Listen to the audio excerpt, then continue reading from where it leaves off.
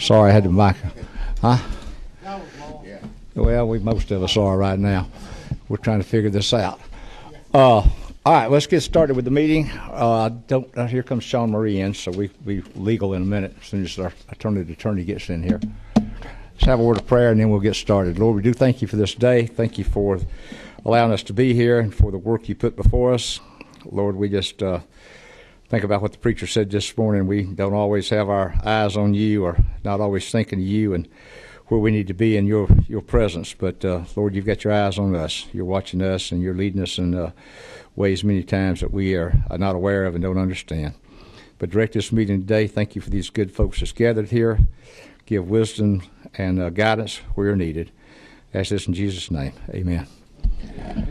All right, ladies and gentlemen, and I need to turn you on down there. Let's see, table mic. See if I've got you on there. Testing. Is it, Yeah, I got a red light. Can you hear me? Got a light? You're good. Okay. All right, Mr. Sean Marie's here. We got a good group here, quorum. And we got folks joining us out in the audience. Thank y'all for being here. Anybody here with us first time today that's been in a regulated industries meeting? All y'all are. Okay, got some folks over here. Thank y'all for coming in and joining us. And Mr. Chairman, I'd like to recognize some of those folks who are over there and say to them that we appreciate what the convenience store folks do in the chamber, and tell them what a fine job Angela has done to keep folks happy while we're in the chamber. And I got to brag on Miss Angela a little bit too. I've known her or known her parents. I went to school with her daddy and mama, and known them forever back home. And they're good folks. Knew her granddaddy, her grandmama, and she's just a delight to work with. But so Angela, we do thank you very much for all you do, and appreciate you taking care of us, as Tom said. It's good to have you with us today. All right. House Bill 593, we got a substitute, I think. Yes, sir. Well, you've got an amendment. Well, you may speak to the bill, and then we do the amendment? Yeah, let's make sure we're looking at the right bill. I got a substitute LC 362893S. Is that what you're looking at? Oh, wait a minute. Yeah, I got it here on the bottom. Yes. Okay. Let me just see. Now we've got two amendments to go to it. Yeah, okay. The sub was done. Okay, let me just start off with the bill and explain the bill, then we'll get to that part. This is a bill that the low voltage folks came to me actually a year or two ago, maybe even longer ago. And as we all know, different professions and a lot of professions are going to CE requirements for their membership because things are changing so much in the business world, and low voltage are no different. In fact, if you have a burglar alarm, fire alarm, or anything of that nature that protects you and your family, you want to make sure the people doing this and reporting it are doing it correctly. And we've had an issue at my house that I went home yesterday about. So to me, this is a very important bill that we have people doing that know what they're doing. So this bill, all it does is require low voltage contractors to have 4 CEUs, continuing education units, biannually, every 2 years. The high voltage industry, their board already has 4 CEUs. A lot of the industrial boards have that. So that's what this bill addresses. There is your substitute has a date of August 31 or 31, 2016. The original bill had 15 in there. That was last year. That didn't move. So the substitute has 16. But you have an amendment, and that amendment number is AM 360533, and it amends it again to February 28, 2018. Legislative Council and conducting discussions with the Secretary of State's office discovered that they have a 6-month grace period, and we're also in between years. So they had to move the date out, the effective date, into 2018. Everybody's in agreement with that. low voltage folks, the Secretary of State's office. So this just is congruent with present law. The other amendment, Sean Marie, we okay with this? Oh, okay. Maybe I'll take questions. We'll let lay council process. Oh, would you like to hear from the low voltage people? We'll do that in just a moment, sir. Let me ask a question. I got one lit up. Now, this came out of your subcommittee, I believe, Chairman Dixon, Yes, and y'all passed this out. this came out with a due pass recommendation. Okay, thank you very much. Now, I heard you say, I think I heard you say, and I'm reading here, the continuing education, you said 4 hours biannually or annually? The bill reads 4 hours annually. Oh, annual, excuse me. Okay. I'm dental, we're buying it. Yeah, and just want to make sure we were right, because I thought I heard you say biannual. I probably did. Okay. I've been having some dental issues on my mind today. Have you really? Yes, sir. Got a sore tooth? For a day or two. All right, yeah, I understand they're going on Nightmares. somewhere else. Okay. Yes, sir. Representative Mitchell, you have a question, sir. Yes, so thank you, Mr. Chairman, and certainly Representative Hawkins has been with you as you have been proposing this legislation the way back. Just explain to me, the legislation appears to lessen the requirements, the regulation for low-volt contractors. Mm-hmm. Explain to me, if you will, why we wish to lessen the requirements. I'm afraid the gentleman has been misinformed. Right now, there's no requirements. Mm-hmm. We're adding requirements. Mm-hmm. So it sets the bar a little bit higher. Like I said, our families deserve protection. Okay, so for those who had an interest in this, Right. there were no requirements for low Right. voltage contractors, Right. and now this will add As far some- as continuing ed. right. All this just adds continuing ed.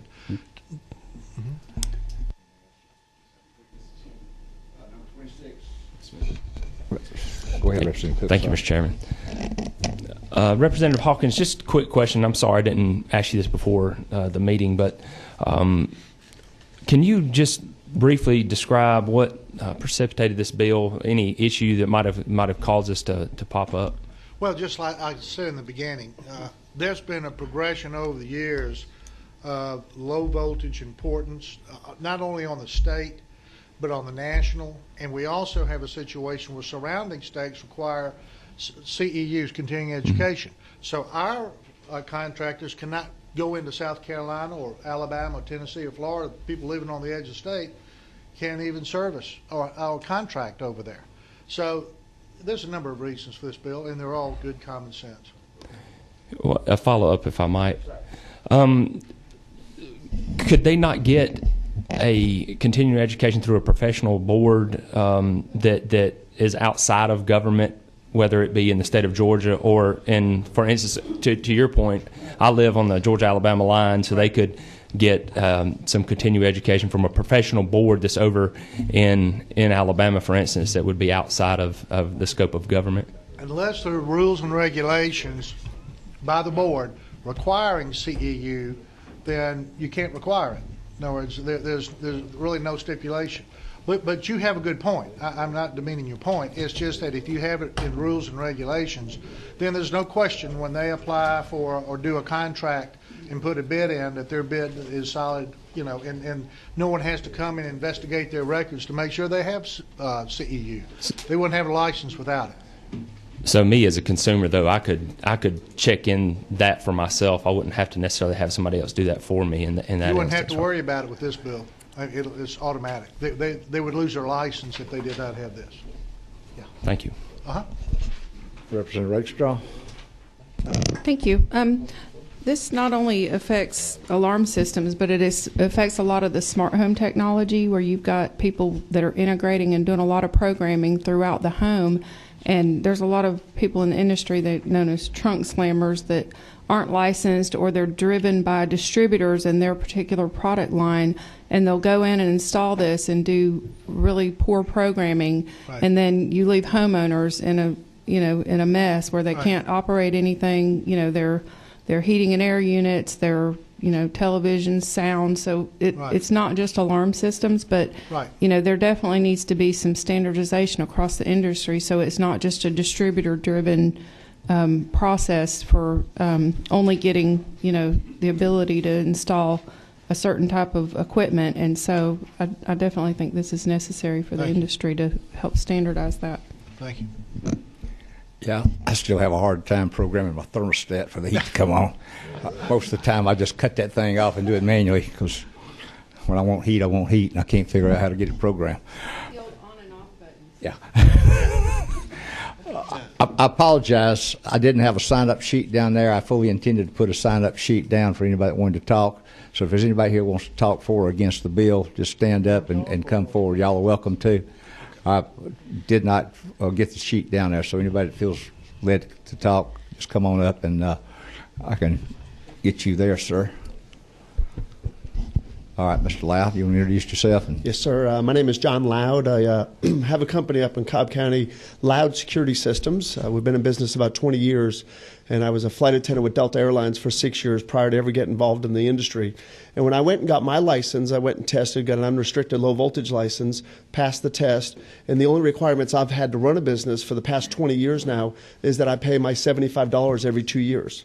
So there's no requirements that keep me from really whether I learn or don't learn the technology and keep things up. And I want to throw some kudos to Representative Tom Taylor, who helped carry a bill about 3 years ago now, is that about right, regarding enhanced call verification. So I think when we talk about this bill with CEUs, with the enhanced call verification, which really hits every jurisdiction and the wasted resources that happen with false alarm dispatches that have gone on. So it's been a tremendous reduction in wasted resources with that exact bill.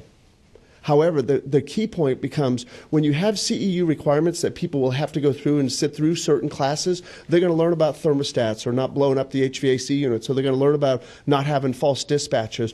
They're going to have the opportunities to get a different cross perspective of learning tools to be able to better take care of the consumers or businesses or homeowners that are out there, which is really better professionalism for our industry as well as all the citizens of Georgia. But I wanted to share that angle as to when it really comes down to safety and wasted resources, I encourage you to support this bill. Thank you. How you doing? I'm Count Cooley out of Gainesville, Georgia. We've got a 57-year-old company called Electronic Sales Company.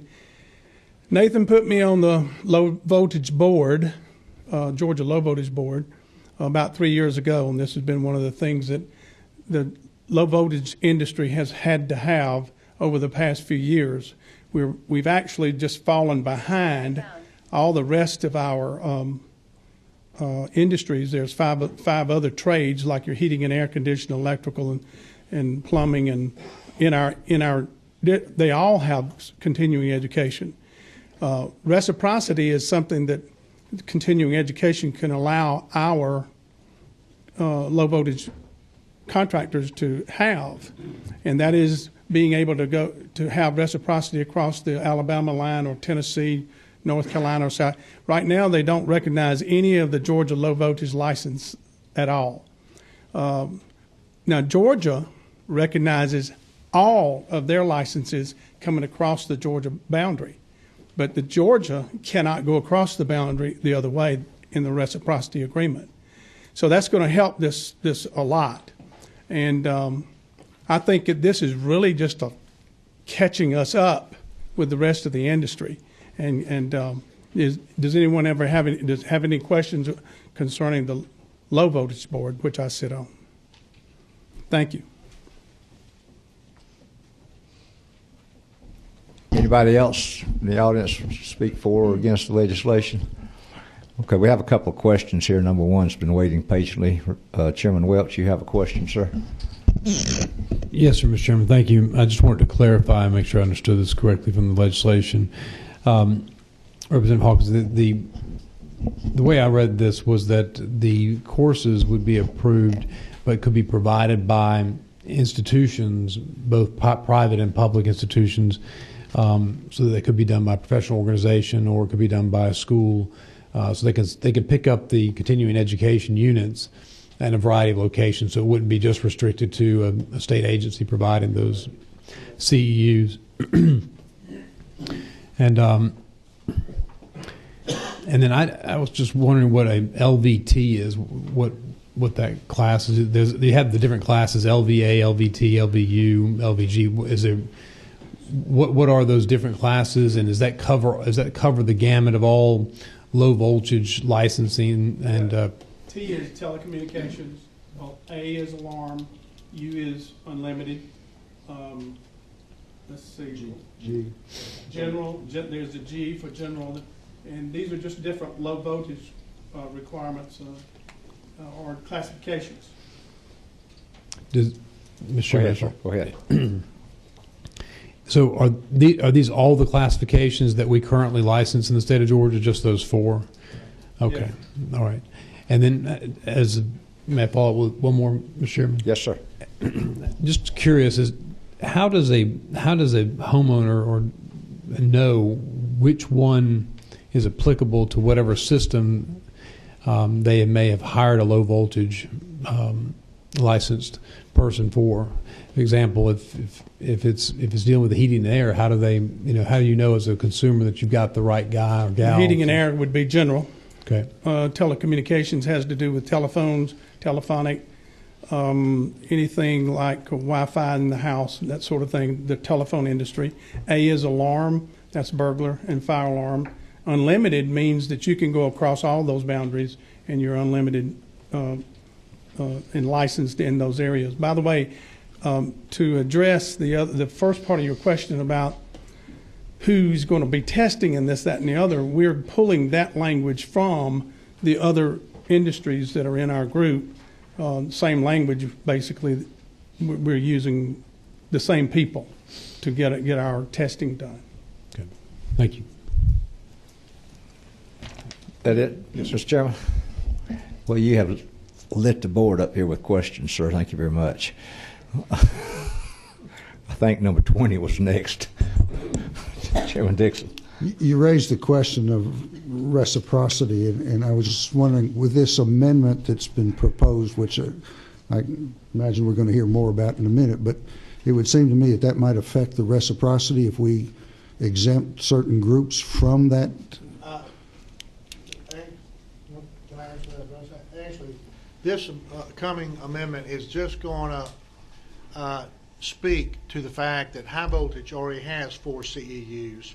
So this law, which would allow low voltage to go into the other states, would not really impact them. This amendment is going to say that they've got 4 CEUs, and if they are dual, high and low voltage, that will satisfy the requirements for the low voltage. That way, we're not doubling their CEUs, the high voltage, combination low voltage companies. There's about 1,000 of those in the state of Georgia, out of 9,000. Are there no specifics that are specific to low voltage that they're going to miss in that scenario? I'm sorry. You want, yeah. I just remember hearing from a previous bill that came through a year or so ago quite a bit about differences between high and low voltage. There are differences, but there's a lot of commonality as well, such as all of your training classes are all the same. It doesn't make any difference which industry. You can be, there's safety as well. And what we're basically agreeing to is if an electrician in the state of Georgia has his high voltage license and his low voltage license, then he's already being required to have 4 CEs per year.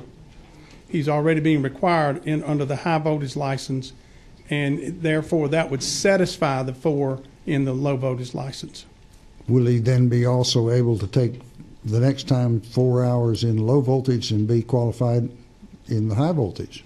Are they going to accept the low voltage classes to meet their requirements? If you have both licenses, yes. Interesting. I don't know. You know, we'd have to look at the verbiage actually for the high voltage folks. That's another board. You know, these are separate boards under the Secretary of State's office who's charged with the, protection and welfare of the citizens of Georgia. So I really couldn't answer that, but I would assume when you look at their CEUs and what they require, I don't know. Representative Dixon. Again, John Loud, Loud Security. I'm on point with you there as far as what that does. So we shared before 2 years ago as we were discussing some of the CEUs when you pertain to specifics of fire alarm type systems or other automation type systems that really get into the unrestricted level of licensing, not the G for general, which is wire pulling per se. From the jobs aspect, from Alabama or us being able to do work over there, my gut instinct is we've worked with those boards. I don't know this. I would think that if the state of Georgia is going to reissue the license, then therefore they're going to say if they have a valid license pertaining to what Georgia would comply. But they could actually realize, and to give you specific numbers for the committee to understand, we're looking at about 1,000 members of the electrical contractors.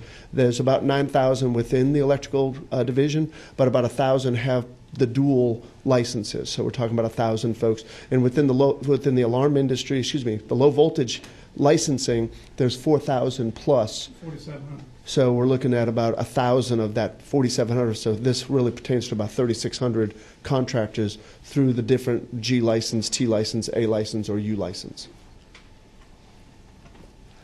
All right. Mr. Lemke, you want to share something with us, I take it?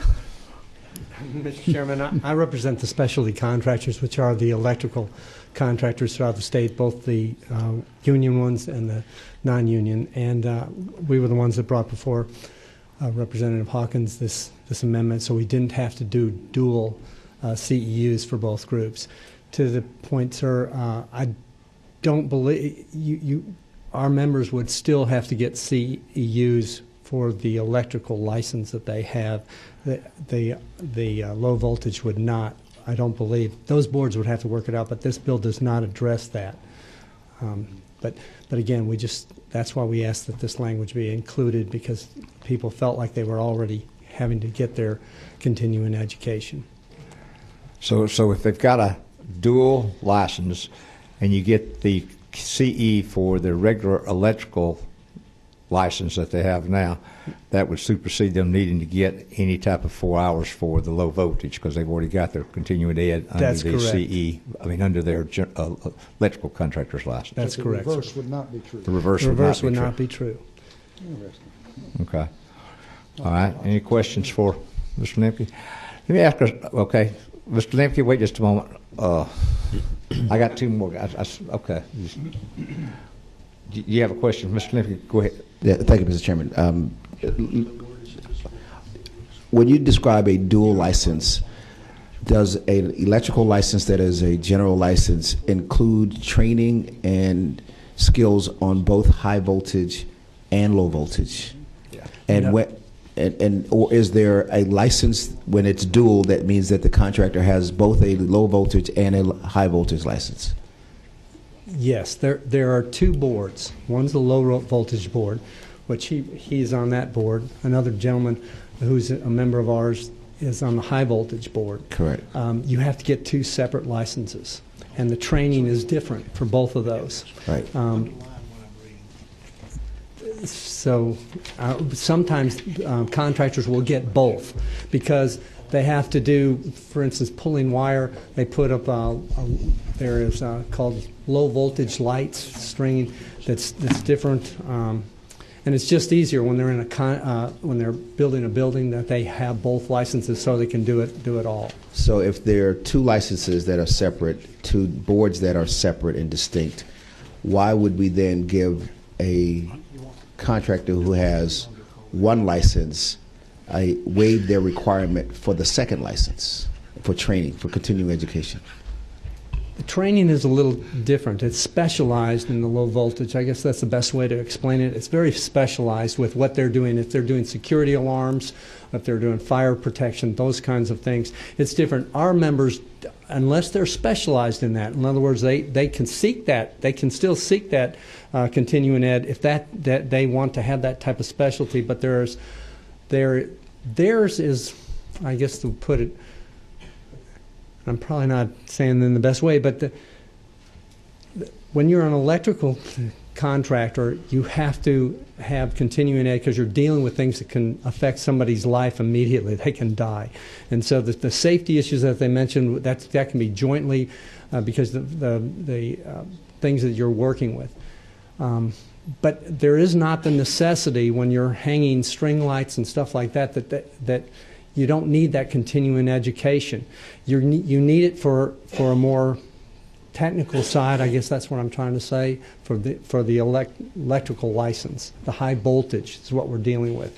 Yeah, and one last question. But the low voltage, people who are just focused on low voltage, they are required to continue education every year. Not now. But that's what this bill does. This bill simply says to those folks, and it's a good idea. We're in support of that. Right. We've worked with them in the past. But I'm saying that if the bill passes, then it would require people who are performing low voltage functions to get 4 hours of continuing education. That's right, and we're in favor of that. But what you were just saying, though, is that if you are a high voltage contractor with a low voltage license as well, then you are not required to have any further training or education on low voltage, even though you might provide low voltage services in the future. That's right. Okay. But they would seek it if that is their specialty.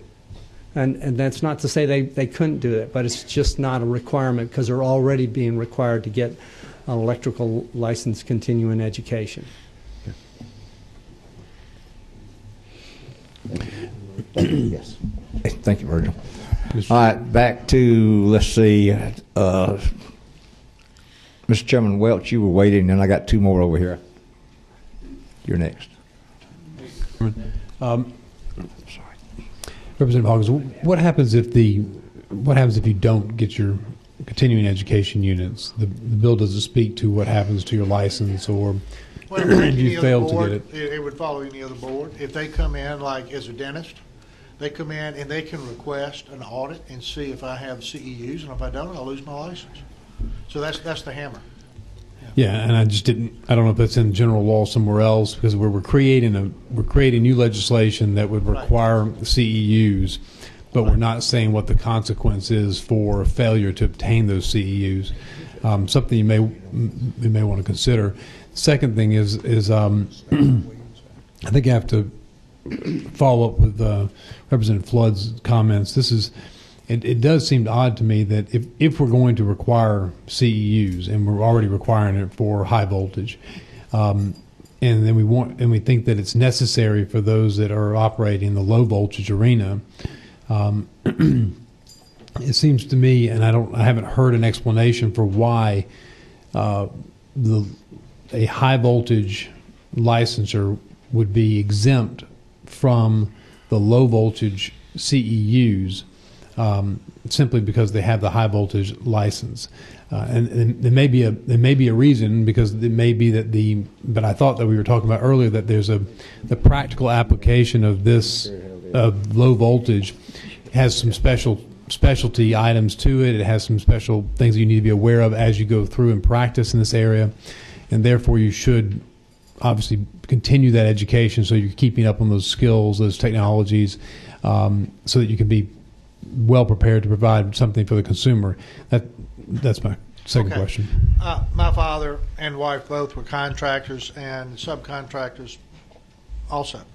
Typically what a contractor will do, the general contracts on the entire bid, then you have the subs, and you may have high voltage, and within that they may be doing counter lights in a home or in a business, and the little string of low voltage lights. Well, the high voltage folks can do that. I mean, if it becomes more of fire alarm, burglar alarm, those kind of things, a lot of times that contractor will then sub that out to a low voltage person who comes in with those expertise and puts in all those boxes and call centers and all that kind of stuff. So what we're trying to do is not over-regulate and not over-government-size this. All we're doing is adding CEUs at the request of an industry who is growing, and their membership's asking for this, to keep the people like the representative mentioned that come in and do the things, and you have no idea whether they really know what they're doing or not, and leave you holding, a bundle of nothing. As far as to address your other issue about penalties, we're going into Chapter 4, Title 13 of the law. I would assume that there are already penalties, as all boards have, for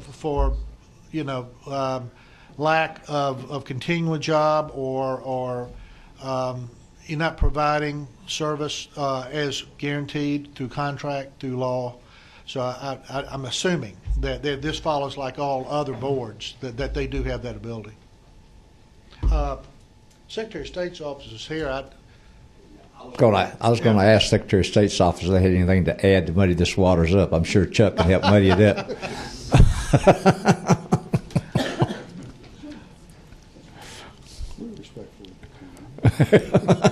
Getting my marching orders, Mr. Chairman. I understand. Well, I'd take them from her too.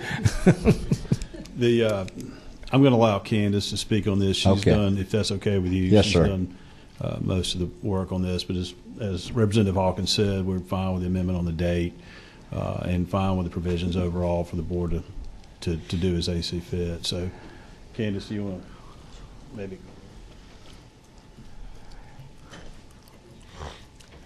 Good afternoon. My name is Candace Brose, and I'm a staff attorney with the Secretary of State's office. And with this proposed second amendment, just at a quick reading of some of the board rules and the actual code sections relating to this board, it appears to me that it's one board with different divisions, and that in the general provisions, and maybe you can help me with this, Sean Marie, in the general provisions it provides that the divisions would have the ability to go after violations of anything that's required under the chapter. And so I think that maybe with this law, then it being required by the chapter, the division would be able to properly go after it, maybe to answer any violations for failure to get continuing ed, to answer your question. I was doing research back there, so if y'all have any other questions, you might have to repeat them for me. I think the big question right now is, and the discussion has been around waiving the requirements. If you're a general, if you've got the dual license, you've got the electrical license, and you're also doing work in low voltage, waiving the 4 hours on the low voltage requirement. The sort of the question's been, why would we be doing that? If you need to know about low voltage, why would you? And I understand the electrical contractors and appreciate what Representative Hawkins said there, but I think that's where the discussion has been for the last few minutes about why are we allowing the electrical contractors then to not be required to do the low voltage 4 hours. That's something, just looking at the board rules, it's not, or I haven't been able to locate yet the specific guidelines that they would set for the low voltage or the high voltage. So I would have to just dig a little bit deeper, perhaps get in contact with Lisa Durden in Macon, who oversees our professional licensing board, to get a more definitive answer. I think for we've you. got another answer standing behind you. Okay. He said he's got an answer for us, so we'll see what happens there, ma'am. Okay, Thank you very much. Yes, sir. Can you clarify that for us, sir? Mr. Chairman, thank you for letting me speak. My name is Ben Myers. I represent the International Brotherhood of Electrical Workers. Let me explain to you, if I may, and it may help you out on this. The vast majority of contractors go through our apprenticeship training.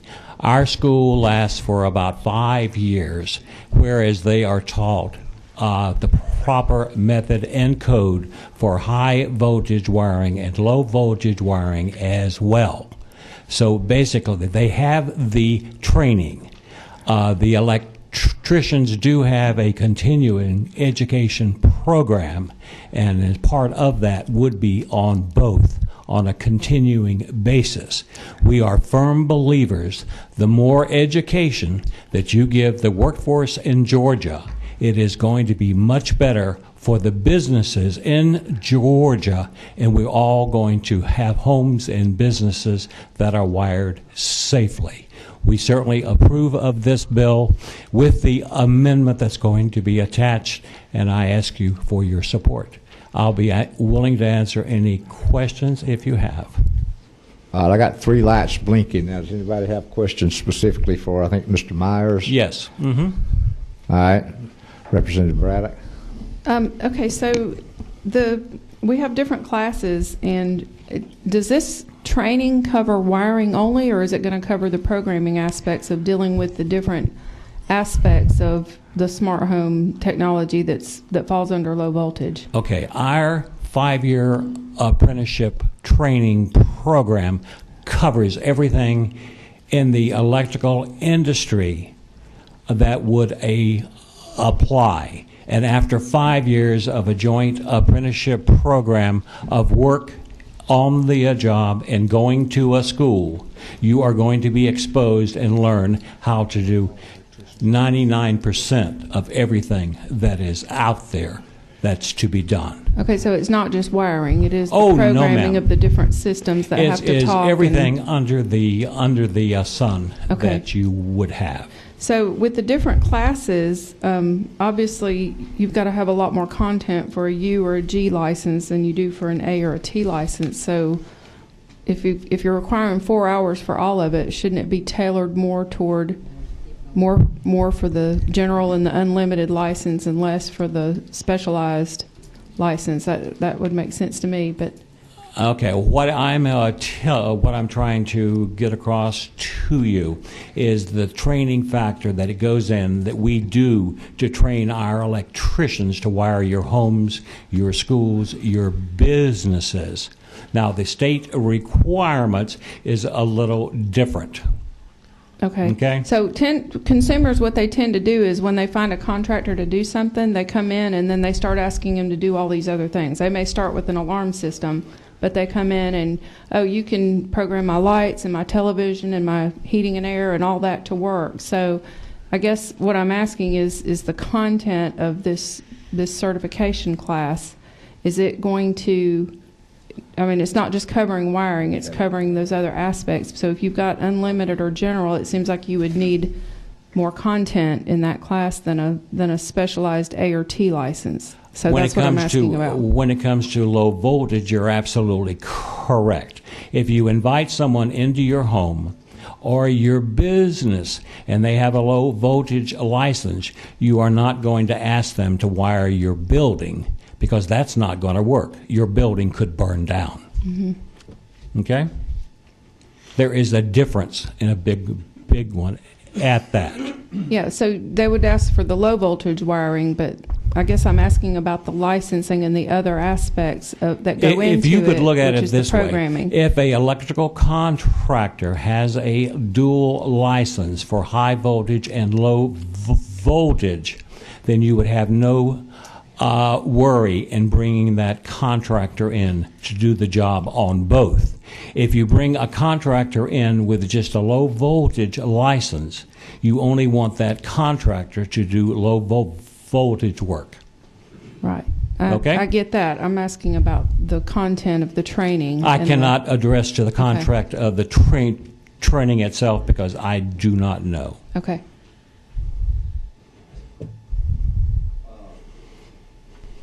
Representative Cook, or? We're just going to have to follow up with the author whenever the appropriate time is. Okay. All right. Brother John? If that's it, Mr. Do you have a question, sir? I have a question. Am I on? I am? Yes, sir. Now you are. Sorry. Mr. Chairman, thank you. When you speak of contractors, you aren't speaking of actually the person doing the work quite often. The contractor has a license. He hires other people to fulfill these different obligations. Mm-hmm. So even though a contractor has a dual license, he could be sending someone into your home that only has a low voltage license at a certain level and a high voltage license. Is that correct? You don't need, an electrician does not need a license in the sense of a license in the state of Georgia. A master electrician can get a license to permit a job. So that's different than a contractor, though. But a contractor must have a master's license to bring or to pull a permit to work on your job, or have someone that works for him that has a... And that's what I was getting at. Yes. Is that But don't ever forget, the contractor that you bring into your home is responsible for the people that he hires. And he should, if he is a good contractor, he will make sure that his people are properly trained. But just like she was mentioning, you bring someone in to do changing outlets or the high voltage end of it. Mm-hmm. And then they ask him, can you also program my alarm system, my lighting system, low voltage stuff? He may not have that license. So he then may they not would- have the license or he may not have the training. Right. But the people he worked for should have He the would then responsibility. in turn call Someone that is qualified to do qualify the that. work. And Yes. then the other side, which is nothing to do with what we're talking about at this point, and I may have a little latitude. Yes, sir. Why do we have so many different levels of low voltage and high voltage? Why can't we bring it down to two different levels? What Testing's completely different. the And I test? think you guys are confusing what the state test and what continuing education is. Because all these people have to pass a state test to have the requirements of what you're asking. Continuing education is no more than going to an expo and sitting down in class on smart homes. So, Right. So everybody's pretty much qualified through the state that holds a low voltage license, whichever degree it is to go into. Well, what my question though is there that much difference that it would be more of an issue to restrict the general, the U, the T's? Is there that much different training that you could maybe combine into two different ones instead of four? which John's would going to make- answer that, I think, for us right here. Oh, okay. Thank you, Mr. Chairman. And this will address her questions also. So when you've got the 4 different levels, when it comes to continuing ed, I'll give you a great example is we have a large expo here by a distributor in town. We have 1,000 to 1,500 companies come to the Cobb Galleria from Georgia, Tennessee, Alabama, South Carolina, because they want the continuing education. You know what the continuing education costs all these contractors? Free. They pay for lunch, they pay for dinner, they're bringing us all in. So the training that happens may be more specifically to what they need for G because that interests them. Or it may be about telecom because that interests them. They may not care anything about alarm systems. But the alarm guys are going to go to the alarm classes, not the telecom classes. And the unrestricted guy actually has an option to go to all these different classes. But to address from the electrical standpoint, the true reality of the electrical scenario is most of the times we're building a home. So construction is building a home. You've got a doorbell. You've got the garage door opener. You've got some under cabinet lighting that's going on. That's all low voltage.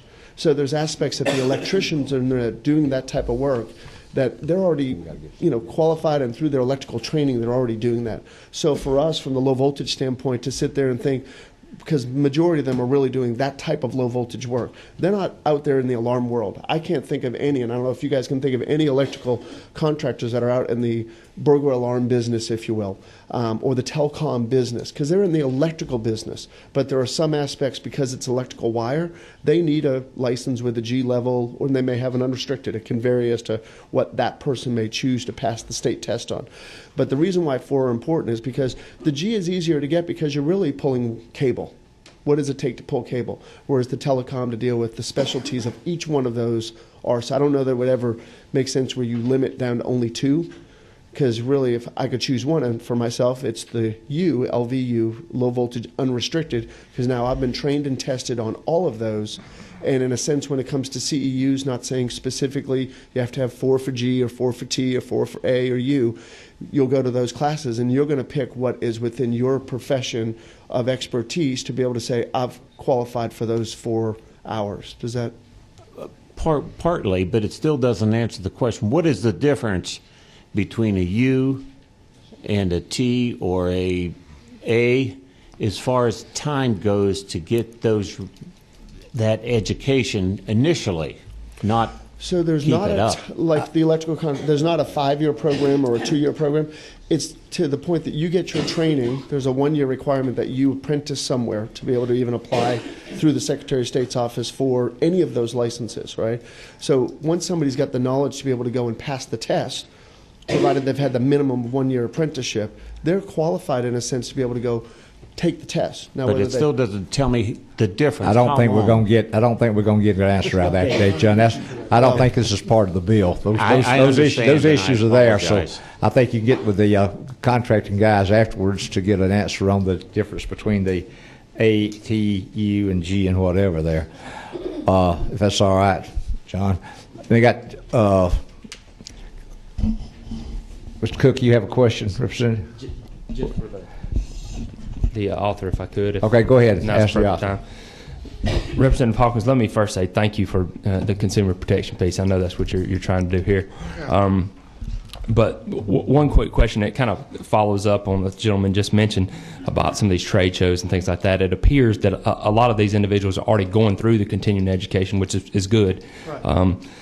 That being said, isn't that something that they could do themselves and really would give them a marketing advantage to their either personally and or their business, and it would keep the government from having to require it, so the businesses could do it themselves? And then as a consumer, I have to do a certain amount of due diligence myself to make sure that individual is qualified to work on whatever it might be. Right.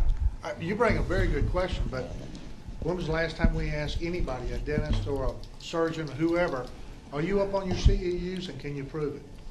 We assume that the boards, professional boards, make sure that that happens for us, so we don't have to go in and check on someone's license and you know, whatever. It's just part of the protection. So all this bill's about is adding a little more protection with continuing education to the folks whose industry is really increasing so much in everyday life that we live with our families. And that's really all it's about. I mean, but thank you. All right, Chairman Dixon, we got 10 minutes. We're going to be out of here.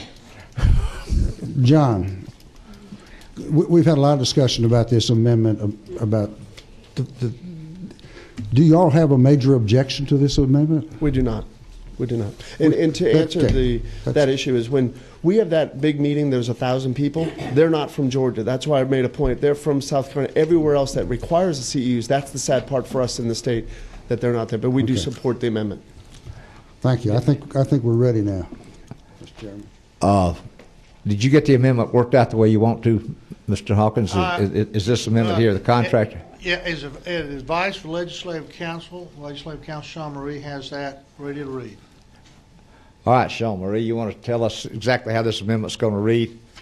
Well, I tell you what, we need to get a motion. We need to get a move in a second for, let's see, God, my mind, it's been so long since we've done this. We need to get a move in a second for 593, and then we'll amend it, and then we get the amendment. So move, Mr. So move, Mr. Chairman.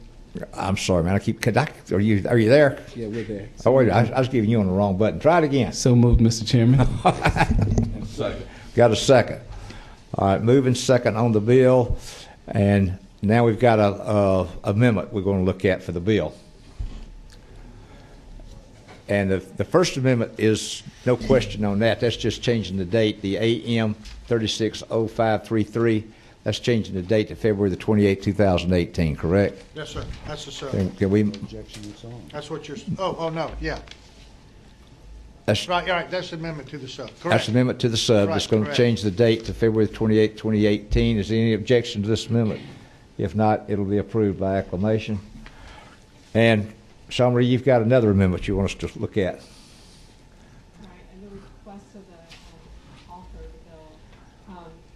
I'm going to warn you, it sounds a little wordy, but it's to match up with the language that we're already using elsewhere. All right, would you come up to the seat so we could all hear you, ma'am? Let me get you a microphone on down there so everybody can hear. So you're changing what the other lawyers did and going to re-lawyer this thing to another. I'm sorry. What's your number, ma'am? 13. So it's the language used is to match up with the language already used elsewhere in the same code section, and it would be to add a paragraph 4, which states as follows: this subsection shall not apply to any person seeking renewal of a low voltage contractor class LV-A, low voltage contractor class LV-T, low voltage contractor class LV-U, and low voltage contractor class LV-G license who, and then it would be subparagraph A, holds an electrical contractor class 1 or class 2 license or both, and subparagraph B, has fulfilled the continuing education requirements required by the Division of Electrical Contractors pursuant to subsection E of this code section. And subsection E of the code section is not here, but it's essentially almost the same exact language as you see before you in lines 14 through 28 of the sub. Is just for the electrical contractors class 1 and 2. So essentially what it does Dixon is say... said you're getting paid by the word today, is that right? I am.